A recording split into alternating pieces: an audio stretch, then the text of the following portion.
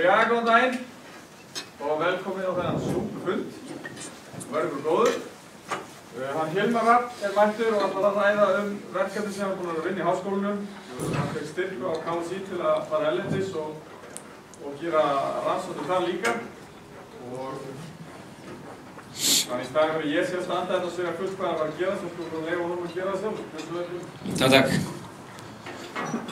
Það gaman að sjá ykkur.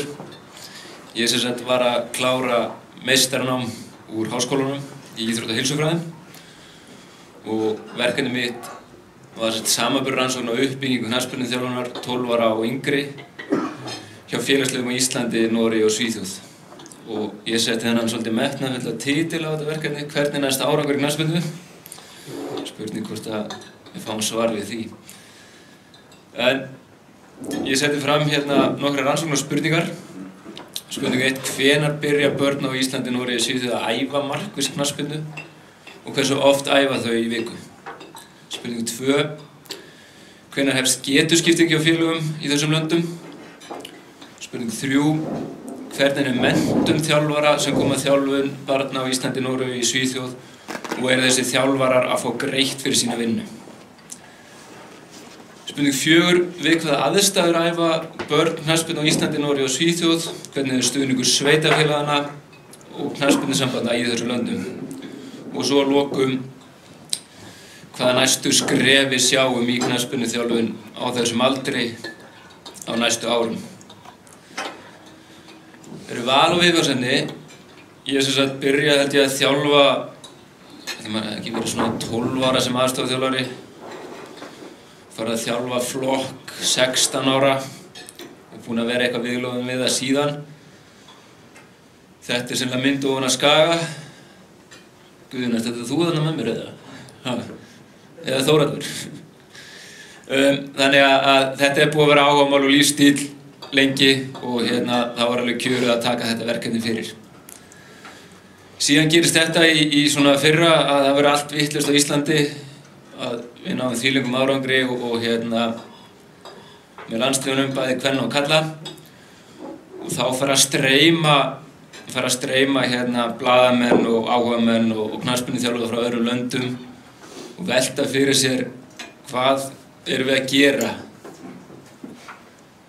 þannig að við séum að ná þessum árangri. Og maður hefði heyrt svo margt, alls konar sögur hvernig þjálfarinn væri úti.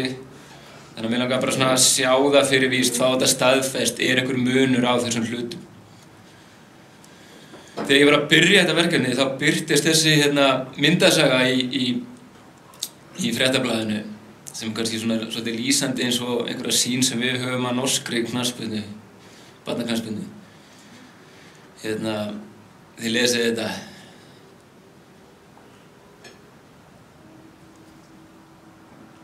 Munið eftir þessari mynd.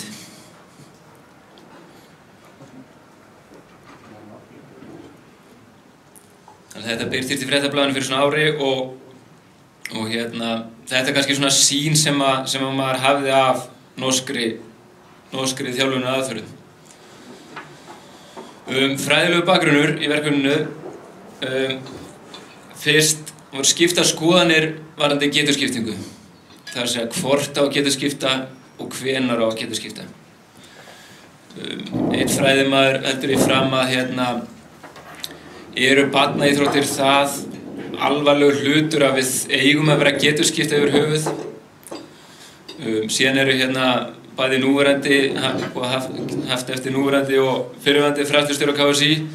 Þeir hafa látið haft eftir sér að getuskipting er málið opinberlega og kemur aðeins inn á það í verkefninu. Síðan mikilvægt hins frjálsa leiks og það er rannsókn sem var gerð á 16 ára afreksknattspyrnumönnum og fram að mig minnir 12 ára aldri þá eyddu þeir mun fleiri stundum í hinn frjálsa leik sem þetta að fara út að leika sér í fótbolta heldur en á æfingarnar sjálfar. Eftir, þetta var kringum 11-12 aldur, þá eykst fjöldi æfingarstunda en þeir halda áfram að leika sér. Þannig að það er ekkert nóg bara að mæta æfingar, ef þú ætlar að ná árangri þá þarftu að vera með boltann allar stundir. Síðan er svona markviss hæfileika greining að þegar við erum að skipta í hópa og skipta í lið og annað slíkt, hvaða tæki og tól erum við að nota.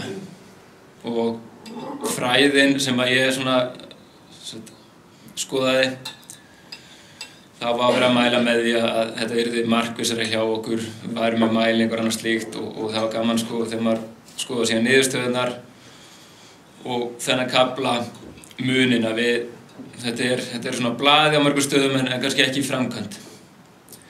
Svo einnig að hæfur þjálfari er mikilvægur liðsárangur. Að rannsóknir sem sýna það að þeir sem eru með góða þjálfara ná frekar langt heldur en þeir sem hafa verið í sterku liði sem hefur unnið allt. Þessa mynd rakst ég á frá norska knattspyrnusambandinu og ég held að hún sé að þetta sé lýsandi fyrir bæði starfið í Noregi og Svíþjóð. Að þar erum við með þetta grasrótarstarf sem er orð sem ég nota síðan mikið í verkefninu. Grasrótarstarfi er starfi fyrir alla. Og grasrótarstarfi er 6 til 12 ára og svo verður svona skipting. Annaðhvort heldur áfram í þessu grasrótarstarfi, það sem er bara í gegnum unglingsárum með fótbolta, enda sem hamingjusamur knattspyrnumar í neðri deildum, dómar í annarri deild, sjálfboðaliði, stjórnarmaður. Þannig erum við að búa til raunverulega einstakling sem heldur áfram í knattspyrnu en ekkert endilega sem afreksmaður. Svo erum við hina leiðina sem byrjar svona 13 ára. Þjálfarinn sem er stækka milli mánaða. Þjálfarinn og ég með áherslu á sjálfstraust og að vera á tánum og svo tvítugt, ég er íþróttamaður 24 tíma sólarhringsins, geri allt það sem er aktuálegt fyrir mig og höndla andlegt álag. Þannig að þetta eru svona leiðirnar bæði í Noregi og Svíþjóð. Það var rannsóknin sjálf, ég safnaði gögnum með eiginlegum viðtölum og stöðlugum spurningalista. Það voru tekið viðtöl við 3 einstaklinga sem allir voru starfandi yfirþjálfarar hjá sínum félagsliðum og ég fór út og fór sér til Noregs, hitti yfirþjálfara þar hjá félagi, fór til Svíþjóðar, hitti yfirþjálfara þar og svo á Íslandi yfirþjálfara þar. Áður ég fór út þá sendi ég svona staðlagan spurningalista þannig ég gæti farið dýpra í síðan viðtölin. Þannig ég var ekki að eyða tíma í það að afla upplýsingar sem var ég hætti bara að svara í spurningalista.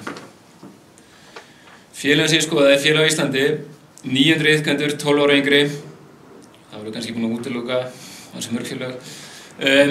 Dæmigert fyrir önnur íslensk félag þar sem þjálfararnir eru launaðir og menntaðir starfsmenn félagsins og öllum er boðið upp á sambærilega þjálfun óháð getu. Það mega allir vera með, það fá allir það sama. Og hafið í huga, þetta verkefni það byggist fyrst og fremst 12 ára yngri. Síðan er það norska félagið, það var félag með 700 iðkendur, 12 ára yngri. Dæmigjart norskt knattspyrnulið þar sem að foreldrar sjá þjálfunina. Uppbygging þjálfunar og eftirfylgni aðeins þróar heldur mörgum félögum í Noregi. Þetta byggir á svörum frá þessum yfirþjálfurum. Þeir eru að lýsa sínu félagi með þessum orðum hérna. Síðan það sænska liðið. Þar voru 1200 iðkendur og ég held að þetta sé bara eitt stærsta lið í Evrópu. Hvað var það fjölda iðkenda? 1200 iðkendur, 12 ára yngri. Og félagið býður upp á þessar 2 leiðir. Annars vegar grasrótarstarf þar sem allir eru velkomnir og foreldrar að sjá um þjálfunina og svo akademíustarf strax frá 7 ára aldri. Þar sem allir eru þeir bestu til að æfa saman og menntaði þjálfarar að sjá um æfingarnar. Leiða aðeins tíma hérna í svona, þetta var svolítið skemmtilegt að skoða þessi félög að norska félagið það var að byrja með akademíustarf fyrir hérna 10 til 12 ára þar sem allir máttu vera með.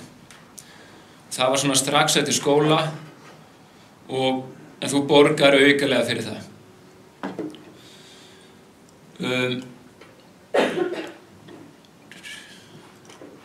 Styrkleikar og veikleikar rannsóknarinnar. Það ákveðin veikleiki að ég bara skoða eitt félag frá hverju landi, þannig að við getum ekkert verið að alhæfa endilega þessar niðurstöður á Noreg, Svíþjóð og Ísland, en ég held að þetta gefur einhverja vísbendingu. Félögin eru lík að því leyti til að það eru svipað, þetta eru stór félög, margir iðkendur. Tungumál, ég fór og tók viðtal við Normann og Svía og viðtalinu fóru fram á ensku, þannig að það ekki móðumál, hvorki mín né viðmælanda, þannig að ég held að skipti ekki máli en ágætt að taka það fram. Styrkleiki hins vegar að ég fór og heimsótti þessa einstaklega í þeirra umhverfi og fékk þá svolítið að skoða aðstæður og sem þeir eru búið við. Niðurstöður á Íslandi byrja börn fyrr að æfa knattspyrnu en í Noregi og Svíþjóð. Í Svíþjóð eru börn að byrja bara svona 6 ára aldur. Á Íslandi algengt að við séum að fara allt niður í 3 ára. Í Noregi talað að það væri eitthvað svona 4 og 5 ára en langflesti væri að bara byrja við skólaaldurinn 6 ára. Það tíðkast ekki í Noregi og Svíþjóð að þessi leikskólaaldur sé að keppa. En á Íslandi eru félögin að fara á 2, 3, 4 mót á ári með þennan aldurshóp. Skiptir þetta máli? Ég á dóttir sem nennti stundum að fara æfingar og stundum ekki, en 5 ára og svo hún vissi að það var í mót, þá mætti hún á allar æfingar fram á móti. Þannig að, þetta er einhver gulrót kannski. Ekki mikill munur á æfingafjölda hjá þessum félögum, hjá börnum á aldrinum 6 til 12 ára. Hins vegar á Íslandi erum við oftar að æfa 3 sinnum í viku. Bæði í Noregi og Svíþjóð þá var við erum að æfa 2, 3 og algengar jafnvel að það var að æfa 2 sinnum í viku. Þannig að það var ekki mikill munur, en eftir spjallið þessi yfirþjálfara og spurningalistana, þá var eins og væri oftar sem við varum 3 sinnum í viku, á meðan þeir voru 2 sinnum í viku. Getuskipting, við erum að byrja viðmælandi á Íslandi 6 ára að getuskipta. Getuskiptum að einhver leyti strax við 6 ára aldur. Ég held hins vegar við sem að gera jafnvel fyrr.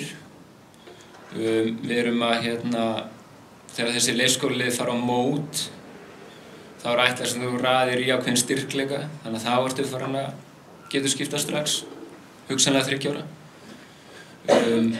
Bara til að ráða við æfingarnar, þá ertu í einhverju tilfellum farin að getuskipta líka 3-4 ára. Í Noregi þá byrjar getuskipting formlega við 14 ára aldur. Það er viðmið knattspyrnu sambandsins þar. Og félagið sem að ég skoði í Noregi, það hélt sér við við það að 14 ára byrja að getuskipta. Í Svíþjóð er þetta svona svipað þarna við kynþroska 14-15 ára aldur sem að knattspyrnusambandið vill, leggur áherslu á að sem byrja að getuskipta. En sænska félagið það hlustar ekkert á það og byrjar hennar strax 7 ára hjá strákum og 12 ára hjá stúlkum. Getuskiptingin hjá norska liðinu, þá þeir raunlega að fara þessa leið sem ég var að sýnda ykkur myndin áðan, fara þessa afreksleið með suma og grasrótarstarfi með hina. Og þeir vinna það svolítið með foreldrunum, með þeim foreldrunum sem eru búin að vera að þjálfa krakkana, að þeir eru kallar á fund og beðnir að koma með svona input, bara svona, þú veist, hvernig karakter er þessi og þessi. Og svo eru þjálfarar sem eru að þjálfa þessi akademíli sem horfa á þessa stráka og stelpur og síðan í sameiningu er valið úr. Í Svíþjóð, þá kemur svolítið óvart að það er bara gott og gilt að það er 7 ára hjá strákum og 12 ára hjá stelpum. Og það er bara svona trial. Bara haustið sem þeir verða á 7. ári, þá bara haldið mót og síðan er bara pikkað út. Búin til 2 lið, þannig að það er verið að pikka út einhverja 20 stráka af einhverjum nokkur hundruð. Það sem kom aðeins óvart í þessu er að hjá öllum þessum félögum er stuðst við huglægt mat. Þrátt fyrir alla þessa fræði, mælingar og hvernig við erum að velja, þá er þetta bara huglægt mat sem er verið að byggja á við val. Menntun og launþjálfara, sambarilegt, það sem ég held að sé rétt hjá mér að setja KSÍ 2 og C-gráða bæði í Noregi og Svíþjóð, þannig að þetta er svona sambarilegar kröfur. Og þjálfun barna 12 ára og yngri er eingöngum höndum foreldra og í sjálfboðaliði í Noregi og Svíþjóð fyrir utan þessa akademíu starfsemi. Á meðan öll þjálfun á Íslandi er í höndum menntara og launara þjálfara. Aðstafa stuðningur, það er svolítið munur á hvernig við erum að æfa. Á Íslandi þá erum við með marga iðkendur, allt upp í 80 iðkendur eins og hjá félaginu sem ég skoðaði á sama tíma sem er síðan skipt í 12-20 manna hópa og þá erum við marga þjálfara til að sinna þessu. Í Noregi þá erum við fáa iðkendur, 10-20 iðkendur sem æfa saman og eru fulltrúi sín skólahverfis.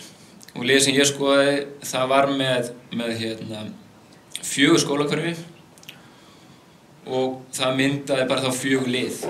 Hjá stúlkunum eins og það er hjá norska félaginu, það náðist ekki í eitt lið í hverju skólafélagi, þannig að það var það sameinað. En það virðist vera svona að allavega í Noregi sé svolítið áherslu að rífa upp kvennaknattspyrnuna, hvað þetta varðar. Sama í Svíþjóð, þar fáir iðkendur 10-20 æfa saman og fulltrúi síns skólahverfis. Sveitarfélögin á Íslandi, þau mörg hver og langflest niðurgreiða eða veita einhvers konar styrki fyrir æfingagjöldum og útvega félögunum aðstöðu. Í Noregi þá eru sveitarfélögin að útvega aðstöðu en engir styrkir, engir svona iðkendastyrkir. Í Svíþjóð þá eru styrkir til félagana, einhver krónutala á hverja æfingu, krónutala á hvern iðkanda, en félögin leigja aðstöðu og það er dýrar að leigja upp utan völl, en félögin fá, þetta er ekki háar tölur, en þau þurfa mörgum tilfellum að borga eitthvað fyrir leigu. Samkvæmt íslenska viðmældum þá eru afskipti KSÍ lítil á þessum aldurshópi og félögin fá bara að hafa þetta nokkurn veginn eins og þau vilja. Það eru kröfur á þjálfara menntun en öðru leyti lítil afskipti. Það er miðstýring að hluta til í Noregi og dæmið það er að þeir eru með svona svona vottorð að leið og félaginu búin að uppfylla ákveðin skilyrði, einhvern gátlista, þá fá þau stimpil. Þannig að með þessu er knattspyrnusambandið með einhver áherslur sem þau vilja sjá í starfinu og eru þannig að þvinga eða hjálpa, eftir því hvernig menn líta á það, félögunum til að uppfylla þessi skilyrði og fá þá stimpil fyrir það. Og þeir eru búin að fá 1 stimpil, þá er þetta að fara ofar í kerfinu og uppfylla fleiri skilyrði. Sænska knattspyrnum er ákveðin sýn hvernig hlutin er að vera, en félögunum er svolítið frjálst að fara sína leiðir eins og til dæmis akademíustarfið fyrir svona unga. Og það var eins og að spjalla við sænska viðmælandann, það var eins og væri svona svolítið stríð á milli klúbbsins og knattspyrnusambandsins, hvað þetta varðar. Æfingagjöld, það er nánast 4 sinnum hærri æfingagjöld á Íslandi heldur en í bæði Noregi og Svíþjóð. Sjá kringum 20.000 og fyrir upp í 80.000 hérna 9-12 ára, eða 9-10 ára. En eins og það er það grasrótarstarfið, akademíustarfið, þar sem eru stórar upphæðir. Þannig að þegar við tölum iðkendastyrki á þann, það þarf kannski enga iðkendastyrki meðan æfingagjöldin eru ekki hærri. En meðan æfingagjöldin eru ekki hærri, þá er kannski erfitt að fá menntað fólk og þá er vel ekkert hægt að borga heldur þjálfurum. Þannig að meðan það breytist ekki, þá er hugsanlega ekki starfið að breytast bæði í Noregi og Svíþjóð að þessi komi menntar og launaðar þjálfarar. Það var töluverð umræða í norskum fjölmiðlum í vetur hvað varðar verð í akademíustarf. Og fólki mest að voru allt of hátt og það var komið stimpil á sig að vera bara fyrir ríka. Að fótbolti var svona ríkramannasport og ég rakst á eina greina að talaði að í yngri landsliðunum í Noregi að þá væri hættir að sjást iðkendur úr fátækari hluta Oslo til dæmis, sem hefði verið alltaf að koma góðir einstaklingar en þeir var hættir að sjást, sem var svona svolítið áhugjefni. Næstu skref er að þetta er þá punktar frá þjálfarunum að grunnmenntuð þjálfara fari fram innan félagana og norski klúbburinn hann menntar sína þjálfara bara sjálfur. Þannig að það þarf ekki að vera að sækja námskeið, fara í einhver ferðalög, heldur fá þeir bara ákveðin pakka frá knattspyrnusambandinu og geta þá nýtt æfingarnar í það að mennta sína þjálfara sem eru það bara raunverulega foreldrar, áhugasamir foreldrar. Þetta er kannski eitthvað sem við getum séð í auknum mæli á Íslandi. Áhersla á aukna eftirfylgni og finna rauða þráðinn í starfinu. Þetta er svona bara klassískt, halda áfram að gera vel. Hækka laun og bæta aðstöðu þjálfara. Þið sjáu kannski hvaðan þetta kemur. Það hlýtur að koma frá Íslandi af því það er eina landi sem er að borga laun. Og þrátt fyrir að borga laun þá viljum við fá hærri laun og bæta aðstöðu. Stórt vandamál á Íslandi er að finna fleiri þjálfara til að halda utan um svona gríðarlega stóra hópa. Og líka vinnutíminn, við erum á Íslandi farin að færa okkur, við erum að æfingar jafnvel að byrja 2-3 á daginn og þá er bara erfitt að finna eitthvað sem að kemst þá er laus úr vinnu og annað slíkt. Tala ekki þegar grunnskólarnir eru farnir að vera stífara sinn vinnuramma. Aukið samstarf við skólana, bæði með að geta byrja með iðkendur fyrr og það sem er, án þess að ég hafi skoðað í þessu verkefni, það var svona mín tilfinning að hvað margir eru íþrótta eða kennaramenntaðir hérna inni. Mér er rétt með þetta. Það er helmingurinn allavega. Þannig ég held að það sé eitthvað sem svolítið gleymist þegar við erum að skoða þjálfun á Íslandi, hvað margir eru bara uppeldis og kennaramenntaðir. Og ég held að það sé svona ég held að sé búið að gera einhver rannsóknir á sko menntun þjálfara, þá alltaf verið að skoða raunverulega þessi námskeið. En ég gat ekki fundið neitt sem að var hvað raunverulega starfsmenntun einstaklega hefði sjálfur. Þannig að þetta svona áverð pæling og ég held að sé stór hluti að hvað okkar starfi gott, hvað hefur haldist í hendur að kennarar og uppeldismenntar eru að starfa við þjálfun. Meiri samfull á milli árganga og huga meira einstaklingsleikfræði og þá sérstaklega varnarleikfræði. Þessi punktur kom frá akademíuþjálfaranum í Svíþjóð.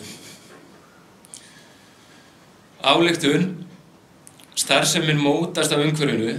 Við höfum á Íslandi þetta með það að þjálfarar séu á launum, að þjálfarar séu uppeldismenntaðir, kennarmenntaðir, hafa getað losnað fyrr á daginn.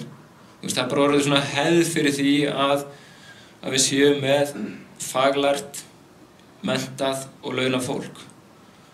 Nú veit ég ekki hvernig þetta var fyrir 30 árum, en allavega svona síðustu 20 ár hefur, held ég, þetta verið svona hérna.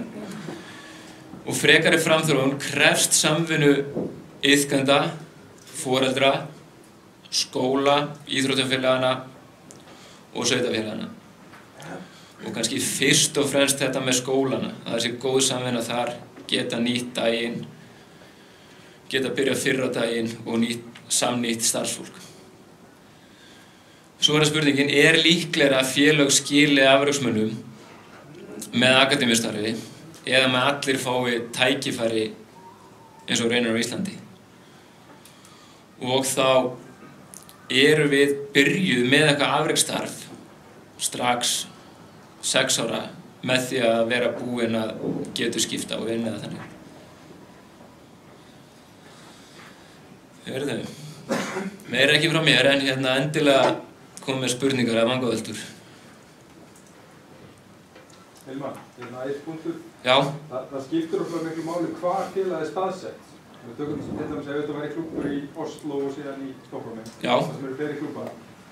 Það þrýstir á það að menn byrji fyrr á akademíustarfinu út af samkeppni leikmenn. Þannig að leikmenn eru óánægðir. Það eru 4 stóru klúbbar í Stokkhólmi. Það var okkar að skipta, það er bara næsta lið. Algjörlega, þetta var punktur sem kom frá viðmælanda þar einmitt, sko. Að hann sagði bara, ef við gerum þetta ekki svona eins og við erum að gera þetta, þá erum við ekki að skila upp þessum knattspyrnumönnum sem við erum búin að skila upp. Og hann kom líka með punkt, sko, þó að sænska knattspyrnusambandið sé á móti þessari stefnu okkur, þá er það að velja okkar stráka í landsliðin. Þeir eru ekkert á móti því þá. Það er munur, sko, á Svíþjóð og Noregi, sko, í Svíþjóð er bara styrking okkar sambandinu. Já. Og þá var síðan eitthvað atvik sem gerist í leikja Hammarby í fyrra, þar sem að foreldrar drápunast í dómarann. Já. Eftir þá var tekin ákvörðun þegar við nú bara minnkum við keppnina. Já. Og eitt atvik í einhver svona liði sem var næsta lið undir akademíu Hammarby. Já. Ég í leiðinni skoðaði ég að fór í heimsókn til Brann á heimagengt þar og þar til dæmis velja þeir gætu verið með einu akademíuliði yngra heldur en þeir eru með. Og það var svoleiðis á einhverju tímapunkti. En það lið bara fékk enga samkeppni. Vann bara alla leikina sína og engin framþróun. Þannig þeir bara hættu með það og þeir líka velja markmennina sína seinna. Þeir láta markmennina í 13-14 leikunum vera í þessum minni grasrótar, kalla þá bara inn í mót af því að annars eru þeir ekki að fá neina augrun. Þannig að það eru margar leiðir í þessu. Er ekki kostnaðurinn svipaður að við tökum tónskulda til sveitarfélagana frá upphafi, fyrir utan akademíu? Hann er svona, við vorum í kringu 20.000 grasrótarstarfið úti. Algengur, en þessi niðurgreitt er svona 40.000 í dag held ég. 50.000 í Reykjavík. En það sem kemur á móti, svo ertu með barnið þitt að æfa píanó. Eða í handbolta. Það er ríkifórum. Eða 2 íþróttir. Það er ríkifórum. Ríkifóreldrar, vissulega, eða... Sem fara í æfingabúðir Já, en þetta góð punktur þar, en hins vegar sko leður komið 2 íþróttagreinar, þú notar bara styrkinn einu sinni.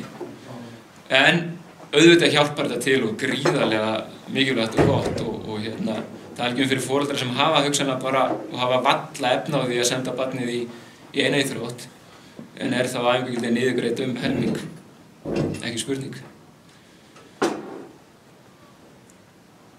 Líka bent á það búið að vera, eins og þú sagðir í byrjun, búið mikið af sérstaklega Skandinavíum að koma hingað og sjá hvað við erum að gera, bæði frá toppklúbbum, frá samflattir og litlu klúbbum. Og eins og bara ræða að Norðmenn eru núna, við erum byrjað með KSI A Youth-gráðu sem við kallum aðeins unglinga, til að þjálfa betur bestu einstaklingarna. Norðmenn er allavega með B-gráðu, til þess að þjálfa betur þjálfarana sem eru í þessum feederklúbum, litlu klúbborum í kringum stóru. Þannig að þeir reyna að bæta þjálfarna þar sem það þjálfa neðar. Danirnir, sem Danir FC Kaupmannahöfn, eru náðan á 2 menn í fulla stöðu til þess að þjálfa þjálfarna í litlu klúbborum í kringum hverjarlið. Það menn að horfa einhvern veginn, þeir segja þetta síðan að reyna aðeins að færast með þessu íslensku mótili og að mennta þjálfarna sína í neðri í grasrótinni meira og meira. Já, og það í Noregi, það svona sérstök áhersla á það að reyna að fá framhaldsskólakrakka, háskólanema í þjálfunina. Ég veit ekki hvað það komið langt, en það er svona allavega áherslu punktur hjá þeim, sko. Þórhallur? Já, það er tilfinning þín svona með þessu ungu afrekslið, 7-8 ára, það gerir þeim meira að gera til þess að finna leikmennina, frekar en að þessi að gera þetta til þess að bæta leikmennina sem aldrei, þegar þú segir að norska liðið hætti við eitthvað lið, það er ekki samkeppni, en í Svíþjóð eru þeir að fara það neðar til þess að fá vantarlega leikmenn þegar hans fara eitthvað annað. Þannig að pælingin meira að finna þessi bestu leikmenn frekar en að þetta sé betri þjálfun til það. Þegar nú eru frekar að senda þessa leikmenn bara í einhverja minni klúbba af því að það er meira öðrun og betra fyrir það. Ég myndi halda að fyrirpunkturinn hjá þér, að þeir séu að pikka þá til að ná þeim, en eftir spjall við viðmælandann þar, þá var það öfugt, sko. Þú veist, hann bara að það þyrfti að vera bara eins og skólakerfið ætti að vera, að þeir þyrfti að fá bara rétta ögrun alveg strax. Hann bara hamraði á því. En hvað er það fyrir þín að sjá ef það sé eitthvað þessum 7 ára afrekslið? Fyrir þín upplifun á að fylgjast með þeirri þjálfun? Bara svipað eins og ég var að horfa á Ómar með búinn að getuskipta æfingu í 7. flokki, sko. Þú veist, með 12 bestu strákana. Ekki spurning. Það er eitt kannski sem bæta við þetta, út af því að ég held að það hefði nú verið hjá Brámabökkunum að þeir fara erlendis og spila með 7 og 8 ára lið á móti í Hollandi og Þýskalandi og Frakklandi og spila við Chelsea og Real Madrid og öll þessi lið. Þetta er náttúrulega alveg klikkað, sko. Já. Og þá náttúrulega þegar við erum að tala sko ekkert eins æfingar, en þú farið að spila móti leikmenn með ólíka leikstíl og þú farið ógeðslega góða leiki. Þannig að þú ert ekkert að stressa mikið á því þó þú fóðu ekki almennilega leiki heima fyrir, þá ferðu bara. Þú tekur hann okkur rútu eða flýgur þess að... Þannig að þessum peningar er ekki vandamál í þessu umhverfi, sko. Áttaðu þið eitthvað á því með þessa iðkendur, voru þeir að æfa einhverjar aðrar íþróttir með? Ég skoða það ekki. Umræður sko að á Íslandi að fyrir krakki mann sko, hann fyrir að æfa handbolta, fótbolta og jafnvel sund líka sko og hann er bara allan daginn og æfingarferð sko en í Bretlandi þá bara erfitt að finna það sem er íþrótt. Já. Þannig að það er náttúrulega gríðarlega áhrif á hvernig þú líkamlega tekist upp og eru íþróttuna. Algjörlega. Ég skoða það ekki í þessu, en bara svona mín tilfinning er samt að að það er svo auðvelt að æfa knattspyrnu á Íslandi. Þú veist, í klúbbnum sem ég er búinn að vera að starfa allt mitt líf, að strákurinn minn sem er 10 ára, í fyrra 12 strákar í bekknum, það voru 10 sem æfðu fótbolta. Það var búið að vera svo auðvelt. Þeir eru sóttið með rútu, rétt fyrir 2 og þeim er skilað aftur í skólan. Og það er ódýrara heldur en að fara í dagræðavöluna. Þannig að það eru maður hefur svona smá áhyggjur af því að fjöldinn er svo rosalegur, eiga allir þessi strákar að vera að æfa fótbolta og stelpur. Það er alveg svona spurning sem þau þurfum að spyrja okkur, sko. fótboltinn búinn að taka rosalega mikið yfir á kostnað annarra íþrótta. Þannig að, og ég hef haft það reglu þegar ég er að þjálfa, þá hef ég spurt iðkendurna að þessari spurningu, bara maður með nafnalistan og ertu að eitthvað annað og krossa við. Og mér finnst eins og það sé jafnvel fara minnkandi að sé í 2 íþróttum. En það er bara svona mitt mat og ég skoða ekkert í þessu neitt. Varðandi þetta norska félag, var þetta svona eini þjálfari sem hjálpaði foreldrunum við að setja æfingar á því? Jó. Hann sér bara það, svo komið þjálfara þegar þú áttu 14-15? Í akademíuliðin, en ekki í grasrótarliðin. Líka áfram? Já, alveg bara upp í 19. Það sem stífþjálfari sem staðar í knattspyrnufræðum og hann sér svolítið að stjórna starfinu knattspyrnufræðum. En svo kom hann einmitt með það sko að þú fær pappa sem er pípari og aldrei fylgst með fótbolta og hann dreginn í þjálfun, svo fær eitthvað kennaramenntan. Hann bara himinn að hafa á milli sko. Þannig að þeir eru að reyna að sigta. Og klúbbur út í Noregi var svolítið eins og kom inn á, svolítið aðeins þróari að hans sögn og var með svolítið flott bara þegar það var lagt allt í hendurnar á þér. Ef þú sem foreldri var að þjálfa, þá farið allt í hendurnar sko. Þú veist, hvaða æfingar, hvernig á að gera æfingarnar og annað slíkt. Og farið líka, þeir eru boðið upp á að taka þetta C2 stig, fyrst C1 og C2 held ég, hjá klúbbnum og þannig að það var, þar sem þeir ætla að byrja líka núna, ég eftir að heyra í þessum strák, þeir ætla að byrja núna í haust að bjóða upp á bara dagradvöl fyrir 6 til 10 ára. Hann var á því að dagradvölin væri bara geymsla fyrir börnin og væri bara teikna allan daginn og þannig að þeir ætla bara að fá krakkana til sín strax eftir skóla og þar fengið að borða og fengið að vera að æfa fótbolta í framhaldi af skóladeginum. En þá erum við farin að borga fyrir það aukalega, en góð pæling eins og það. Var eitthvað sérstök skýring á því hjá þessu sænska félagi að hverju drengirnir byrja í afreksstarfi 7 ára en stefnirnar 12 ára? Nei. Þessi viðmælandi var meira stráka megin, svolítið litaður af því. Hann hins vegar kom sterkt inn á það að það væri vandamál að því að foreldrar eru búin að þjálfa stelpurnar frá 7 til 12 ára og þá væri þeir alltaf nálægt og væri alltaf með mikil afskipti af þeim. Þannig að þegar væri að fara að velja þarna 12 ára að þá væri vandamál hvað þær væri búin að æfa oft undir leiðsögn foreldra.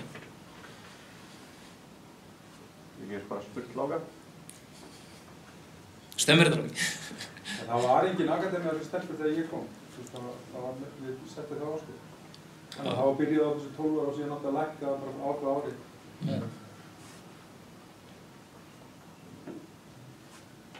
Kvennafótboltinn í Svíþjóð bara í sér félagum, en að breytast?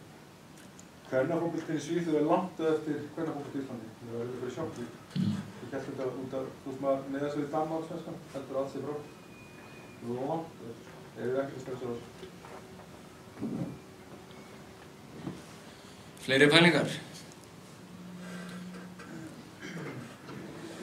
Takið þið undir það að mér finnst það áður punktur að afskipti KSÍ séu lítil af þessum aldri. Takið þið undir það? Já. En þá er pæling hvaða... Afskipti eða skylda vera með þjálfarann? Já. Svo er spurning það, viljum við hafa einhver afskipti? Þetta er ekki endilega neikvæð. Nei. En þegar maður skoðar svona stefnuskrár hjá samböndurum og ég ræk með það, ég held að þessi sami texti á vefnum búinn að vera í 20 ár frá Janus eflaust að það er eitthvað sem allavega ég persónulega myndi vilja sjá svona aðeins uppfærslu á.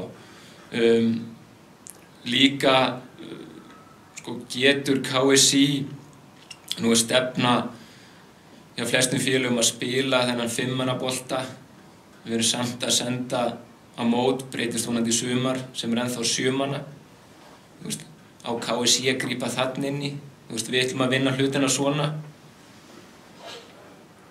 Pæling. Það var líka bara pæling hvort að það sé kannski bara allt í lagi en þú þá að pröfa fleiri bara 5-manna bolta. Þetta er örugglega 70-80% leikjanum meiri 5-manna og svo bara kannski 20% 7-manna. Kannski það ekkert slæmt. Það er einhverja sterkur skoðunar. En það segir að standi til að fara í fæðarsett þá í Skaga eða? Já. Ok. Hver er það að lána mörg? En í Vestmanni, veit það eitthvað? Það er líka til það? Nei, held ekki. Maður hefur ekki hýrt af þínu.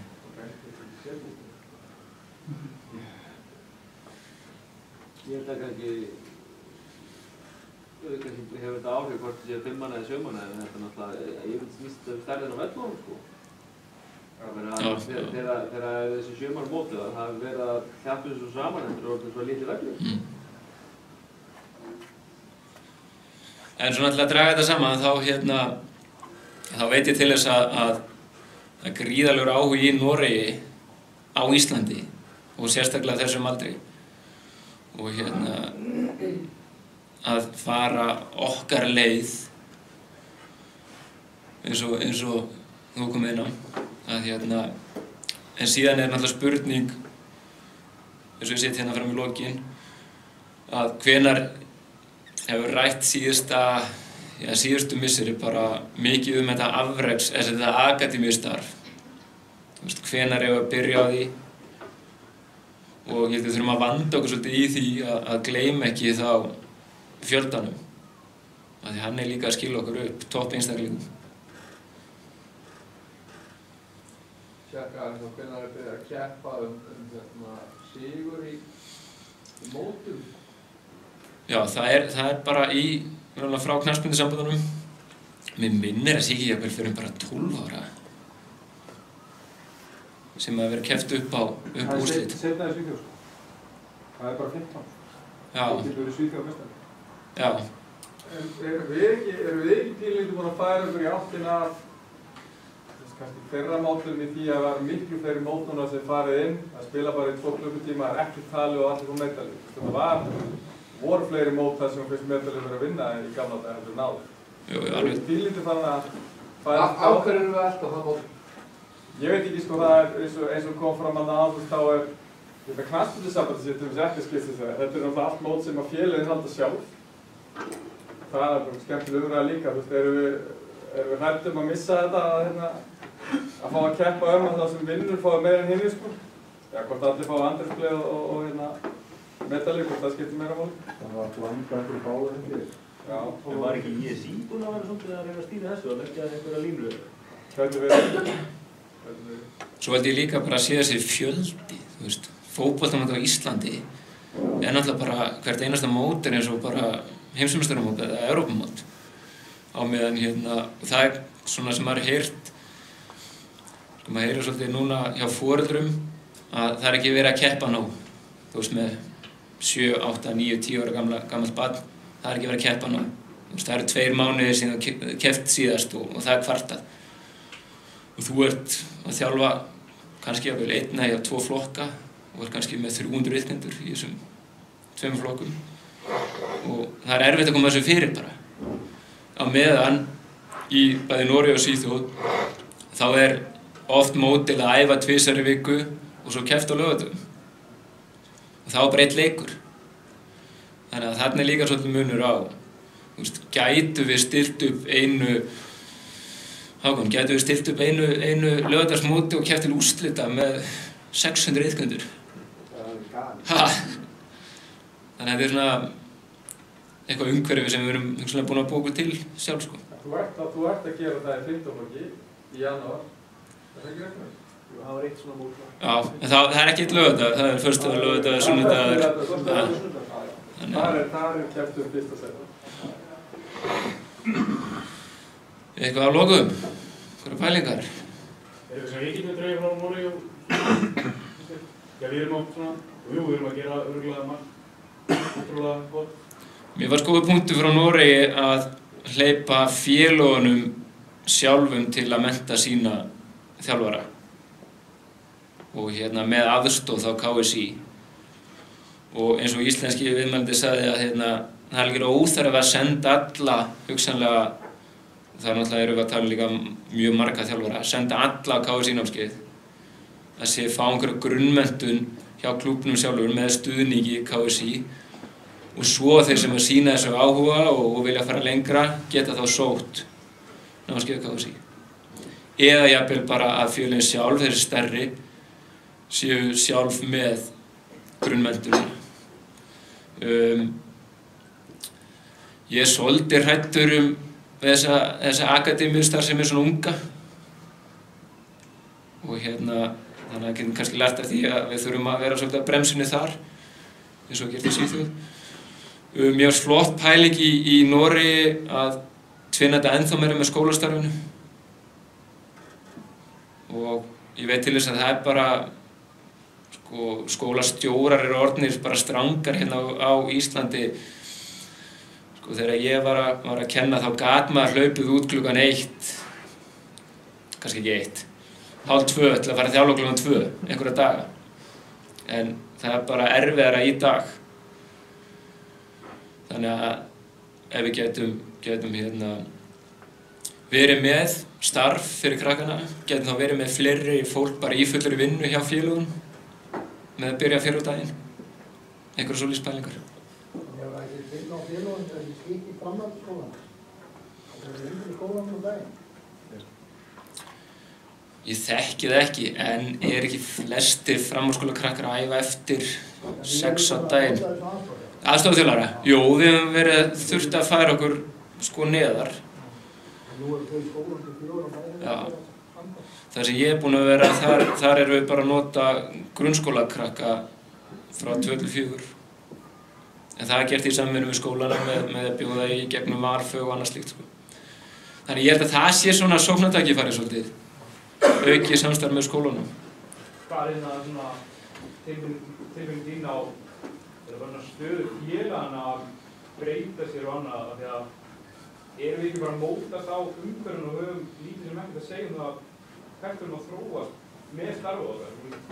Menna bara á áhyggjur á því að þessi allt og margir í þessu flokkum, en eru félögin einhverju stöðu til þess að segja nei, við ætlum bara að bjóða upp á starf fyrir 50 krakka eða við ætlum að gera svona eða svona. Þú veist, ekki alltaf bara umhverfið að stýra okkur miklu meira í einhverju þátt sem að við heyrum út af frá okkur alveg með mótinu og annað, það er talað það er ekki lengur kækt og við getum ekki spilað úrslit við það, út af því að umhverfið við það. Erum við með einhver völd til þess að breyta þessu? Þeir eru ekki bara...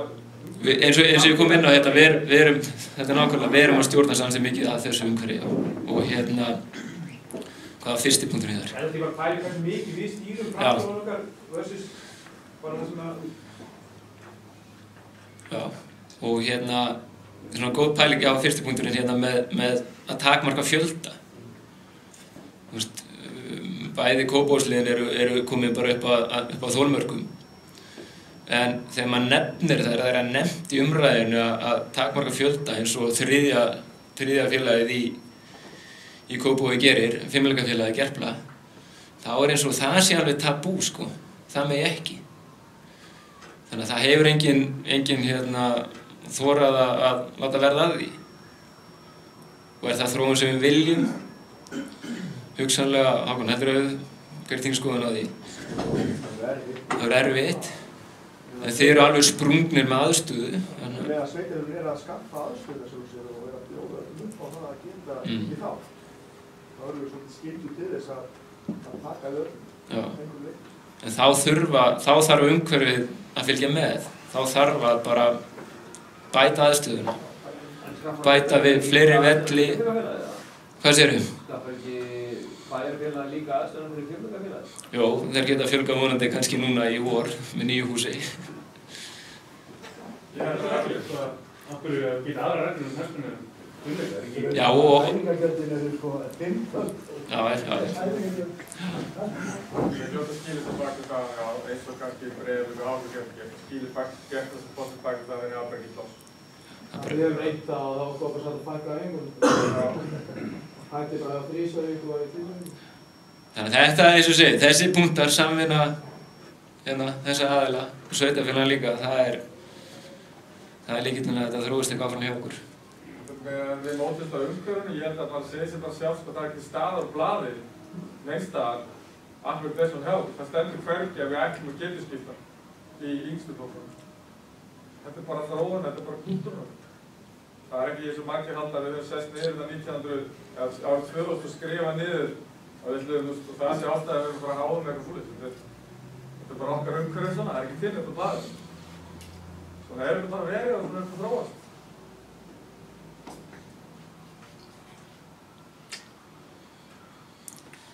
Þá þakka ég fyrir mig.